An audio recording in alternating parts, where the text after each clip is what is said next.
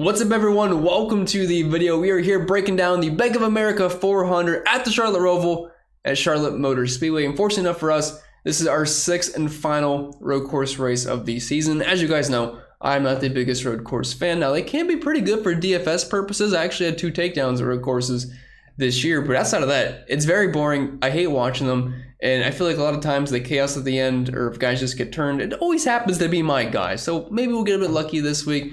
We'll have to wait and see. But anyway, if you guys do enjoy today's content, make sure you leave a like down below, subscribe to the channel if you're brand new, and hit that bell so you know if I whenever I post new content. Feel free to leave a comment down below saying whatever you want to say because I have no control over you. And sadly, we are getting down to the end of NASCAR season. We only have about a month left, so there's not too many of these videos, so I will miss doing them, but at least the off season is short. And we'll be together soon once again. Plus, I know most people already moved on to NFL season, so everybody that is still here, I do appreciate you watching still. And if you check out the sponsor of the show, Prize Picks, if you're a brand new signee, you can get an instant deposit match bonus up to $100. There's no strings attached. It's free money. Use it to your advantage. You can either head over to prizepicks.com or you can use the link down below. But with that being said, that'll be it for the plug. So without further ado, dive right into it. And as previously mentioned, this is your Bank of America Roval at the Charlotte Roval. I feel like I'm going to say the word Roval way too many times in this video, so I do apologize. But there's your outline of the track. This is at the Charlotte Motor Speedway road course. It is not a super speedway. I forgot to change it from last week, so don't mind my error here. I guess we're not all perfect, but just about 2.25 miles in length. We have 109 laps, which is actually a decent amount for a road course. But it's still not going to mean dominant points are incredibly significant for this race. We have just over 75. Like, yes, if you can nail the main lap leader, that's going to be great as long as they finish well. But for the most part, when I'm rostering guys for this race, it's going to be, can they finish well or do they offer me some place differential? Not really too worried about the lap sled proponent, but if they do lead laps, I would not be against that. And if you're wondering my overall thoughts on the price this weekend, I think it's fine. We have 4 drivers in the 10K range, and that's in the lower half of the 10K range for the most part. You have Elliott at 10.6, but I would agree. I would have the 3 most expensive drivers, Elliott, Reddick, and Larson. Hamlin's, you know, for how he's at a road course this year, kind of surprised he's that expensive, but it is kind of funny how he qualified poorly, making it where the price tag, I guess, does make some sense, but super cheap over on FanDuel. But yeah, road courses, I never really want to have guys in the 11K range just because of the lack of dominator points. So I think DK did fine, but we're going to have some drivers I think are too cheap and some I think are too expensive, but we'll go over that when we get to them. And also, if you do want access to the spreadsheet that I'm previewing for free here over on YouTube, link down below in the description for that. And yes, I know NASCAR is ending soon, but Patreon updated their terms of service or however they bill. You do not get charged on the 1st anymore. So if you sign up on the 9th, you'll get charged on the next 9th. So it's a nice like 30-day cycle. That's absolutely awesome. So you don't have to worry about joining late in the month. And I do cover NFL. Baseball season is over. Not the playoffs, but the regular season. Then we have NBA starting later this month, which I do cover every day. So if you want to come and check out all the extra content, link down below in the description for that. Optimizers, ownership projections for all those sports, and many, many more. Come and check it out. I'm more than happy to have you. Deep breath. Anyway, let's get into it. So we have Chase Elliott, $10,600, 14K over on FanDuel, the most expensive driver on both sites for the number 9 car, starting in the number 9 spot. And he's got the best odds to win this race over in Vegas, tied with Tyler Reddick. And I don't see a reason not to play Chase Elliott. He's been great at them this year. I know practice wasn't super impressive for him. 16th in the 1 lap, 22 in the 5 lap. But if you're telling me Elliott is going to be a borderline top 20 car in this race, I just don't think I will believe you. So if we're looking at recent track history, this is not specifically for the Charlotte Roval. I guess I'm too lazy to change the heading there, but it's the, I mean, it still works, but it's the recent track history at road courses this season. So we're looking at a 5-race sample size. And so far this year, Elliott has been absolutely awesome with them. He's got the best average finish of 6.8, the best running position of 7.6, the best drive rating, has 3 top 5s. Surprisingly, no wins under his belt. Very close to 1, but Tyler Reddick got him at Road America, but the most dominant points per race at the road courses. And if you're looking at the actual finishes, 4th, 16th, 2nd, 8th, and 4th. And I believe at Indy, he had the issue at the end with William Byron, if I remember correctly, but they were running much better than that. But I don't see a reason not to like Elliott. I mean, if you're looking at his past 12 races at road courses, obviously going to be pretty much first in just about every single category besides the win department because Kyle Larson got really hot last year, but I like him. I don't think he's a cash game lock, but if you want to play him in cash games, I'm okay with that just because it's Chase led road course, and if I had to pick anybody to win, he's usually who I pick. And Tyler Reddick at $10,500, he's starting in 4th. I imagine he's not going to be nearly as high owned as Chase Elliott just because Elliott's got the name value there.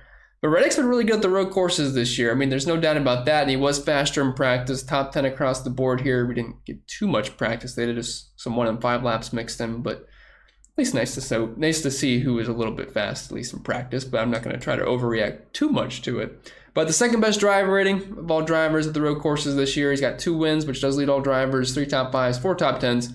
Some pretty similar numbers to Chase Elliott. And you're forgiving me lower ownership. Starting in 4th, I'd say there's a decent chance he could lead more laps in this race. It's all going to really come down to where they finish. But both guys are tied for the best odds in Vegas to win. I like them both. Elliott will be higher owned, so if you're looking for the pivot, Reddick would be your guy there. Kyle Larson at $10,300. He's starting in 18th, and this kind of comes down to where these guys start, because I would expect Kyle Larson to run very similar at the end of the day, finish-wise, to be very similar to Chase Elliott and Tyler Reddick.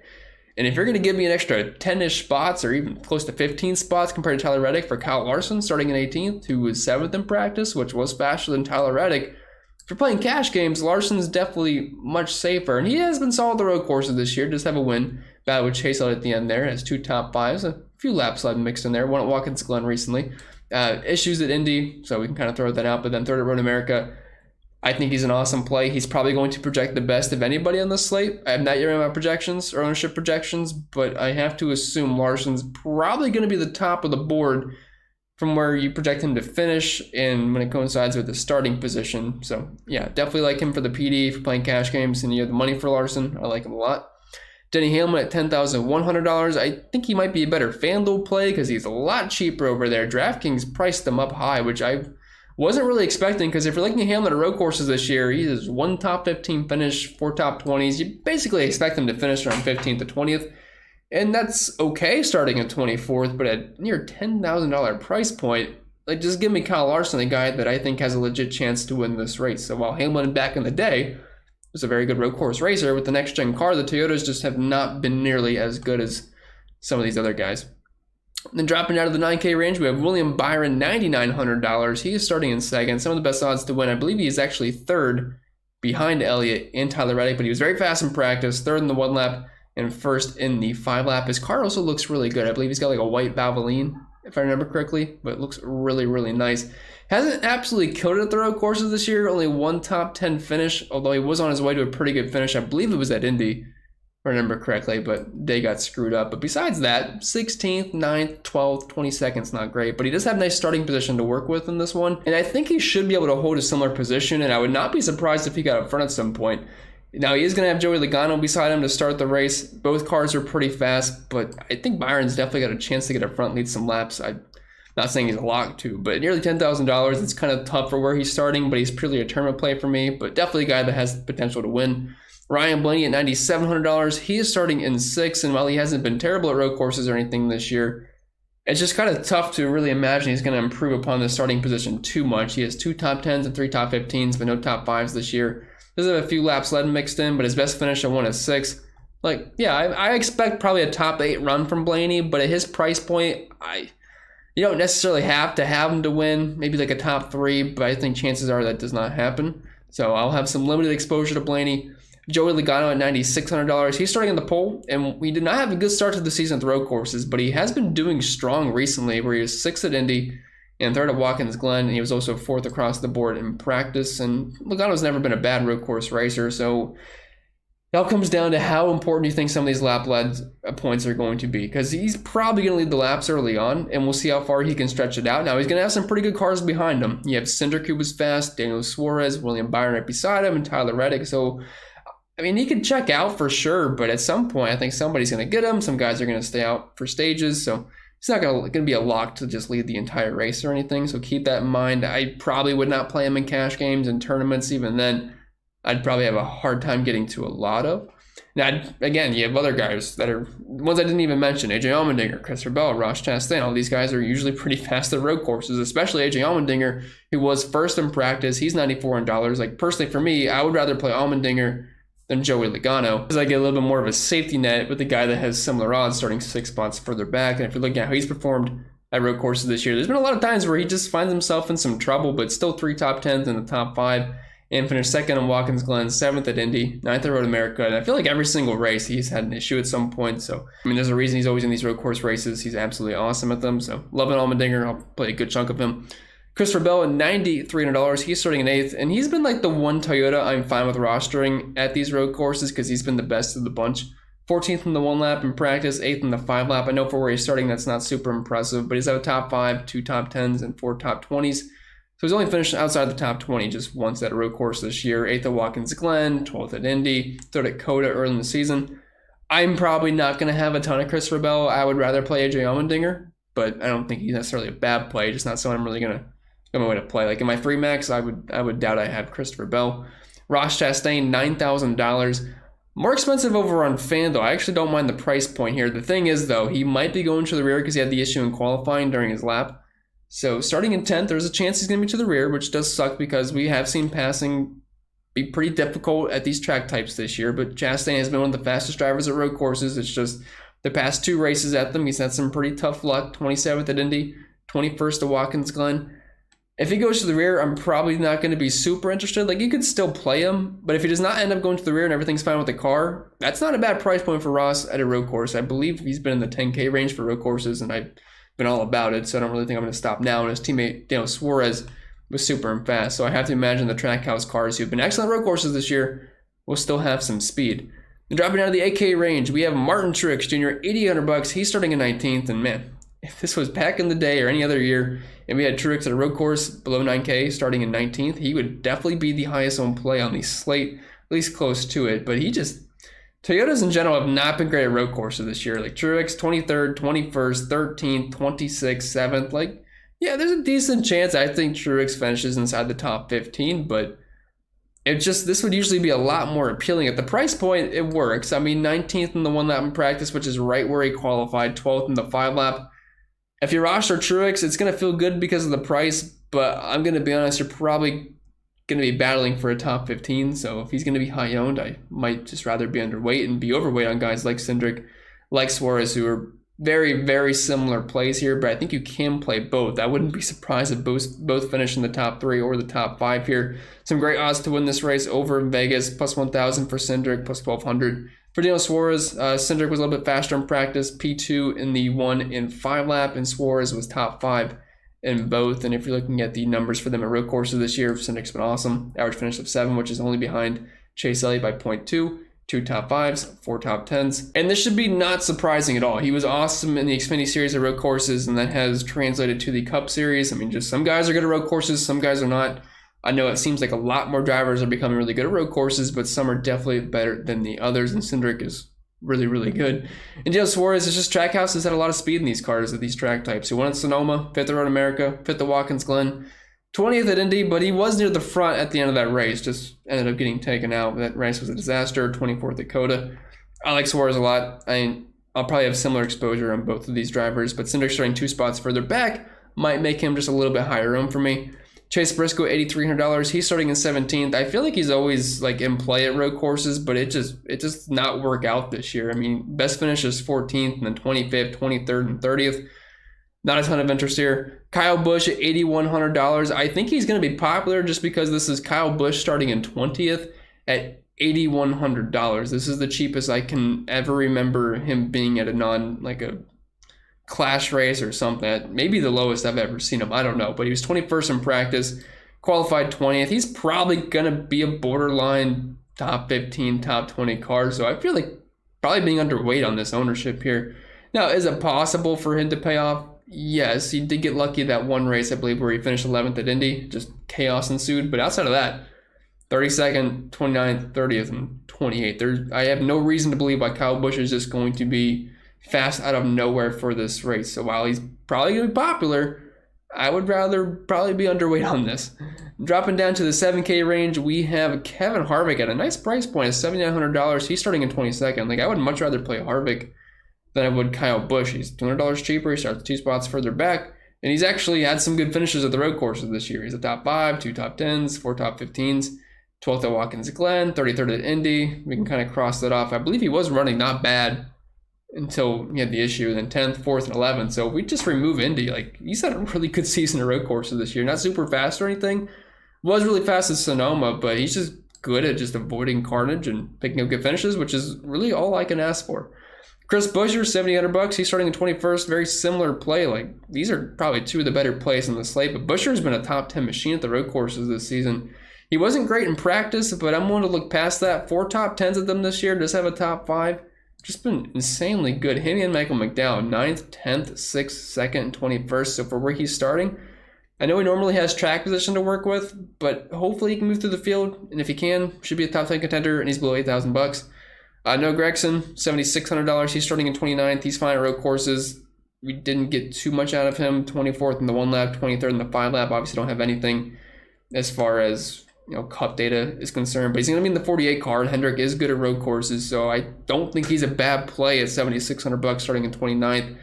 Fine PD play to me. Don't really have any issues there. Eric Jones, $7,400. He's starting in 26th, and hasn't had a lot of speed at the road courses this year. Was 17th in the 1 lap in practice. But if we're looking at the finishes, the past 2, it's been better. 15th at Indy, 10th at Watkins Glen, but was terrible at Road America and Sonoma, where he was 22nd and 26th. And he got lucky. I think was it Sonoma where he got lucky with the 22nd place finish because all the Toyotas pit at the end or something. So he's fine.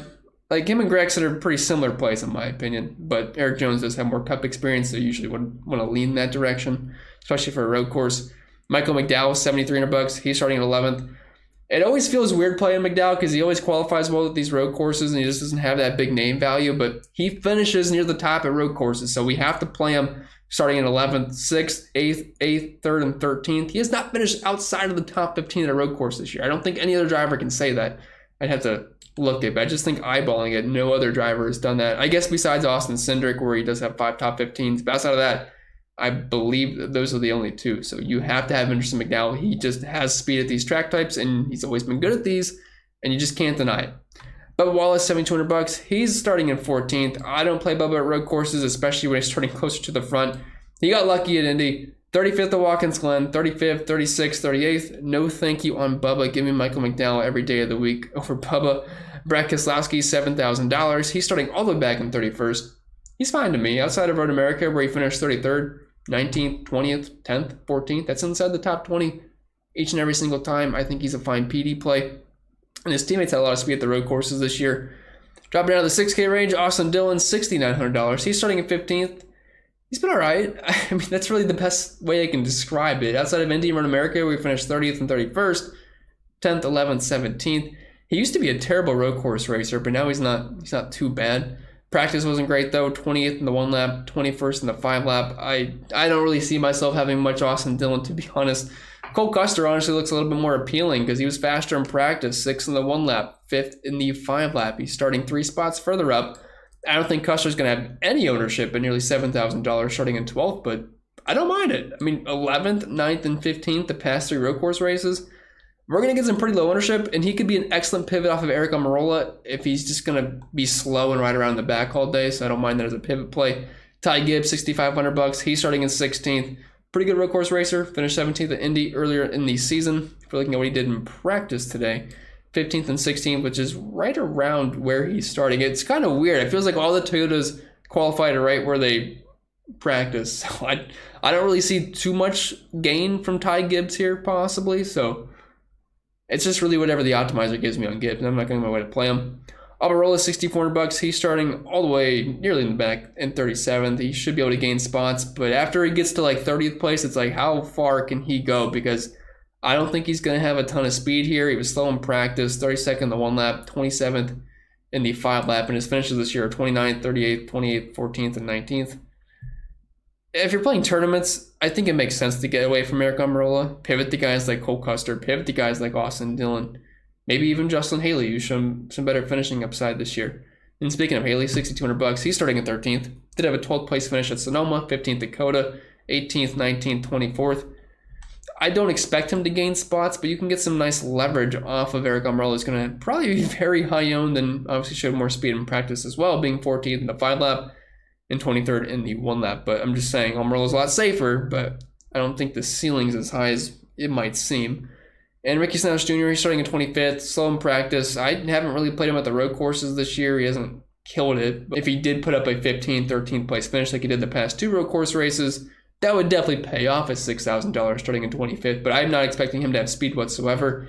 It would mainly be him just avoiding carnage for the most part to grab a top 20 finish. Dropping down to the 5K range, we have Joey Hand, $5,900. He's starting at 27th. Always seems to have speed. It's just, can that car hold up over the course of the race? And a lot of times it's not been able to. 31st at Watkins Glen, 20th at Indy, but did finish 21st and 20th at Road America and Sonoma, which was nice. So I don't think he's a bad play necessarily. It's just more of an equipment issue for me. Todd Gillen starting in 32nd at $5,700. Finished 4th at Indy. It's mainly lucky there. I mean, there's just so much chaos that happened. But 30th at Watkins Glen, 25th, 24th, 16th. Not a bad play. He's cheap. If he allows you to get the studs in you want, I'm all right with it, but I would not expect anything amazing unless he avoids wrecks and there's carnage. Harrison Burton, $5,600. Another guy that I just really don't want to play. He's starting pretty far up. I would rather play Gillen starting 9 spots further back. Yes, he finished 3rd at Indy. Which again, kind of lucky there. I mean, just so many guys had issues during that race. But Burton, I don't really see myself getting there. Ty Dillon starting in 28th, 16th at Watkins Glen, but then 34th, 20th, 23rd, 20th. It's not bad. Like, he's pretty much the similar play as Gilliland and I guess Joey Hand for where they're starting, but I feel like I can trust Ty Dillon a little bit more than those two. So, yeah, he's a fine play for me. Corey LaJoy, $5,200 starting in 30th. Absolutely awful at road courses. I'm probably going to pass there. Connor Daly, I believe that's how you pronounce his name. He's starting all the way back in 39th. He is with TMT Racing in the 50 car this week. And I'll tell you right now, I'm not playing him. And then after that, we get into a really gross range of Rockefeller. Got Kvyat, I believe that's how you pronounce it. JJ Yaley, who's going to get Cody Ware this week. Josh Williams and Heisman's, I have no interest. Everybody below Ty Dillon, it's probably going to be a pass for me. You could throw LaJoy in that group, but I don't really see myself playing LaJoy much either. But with that being said, I think that's all I got for you guys this week. So if you did enjoy, make sure you leave a like down below and subscribe to the channel if you haven't yet already. And we're getting close to 10K subs, like 10 subscribers. So I want to thank everyone and anyone who is a part of that. I know it doesn't really mean anything, but it makes me feel good, so I guess that's important. But I do appreciate that. If you did make it all the way through, you guys are troopers. I know it's football season, so everybody's still here. You guys really just love NASCAR, I guess I do as well. But hopefully the race isn't too bad. I know it's a road course, so don't really have my expectations too high, but still the playoffs, so could have some spicy things happen. But I wish you all the best of luck, and I'll see you all next time.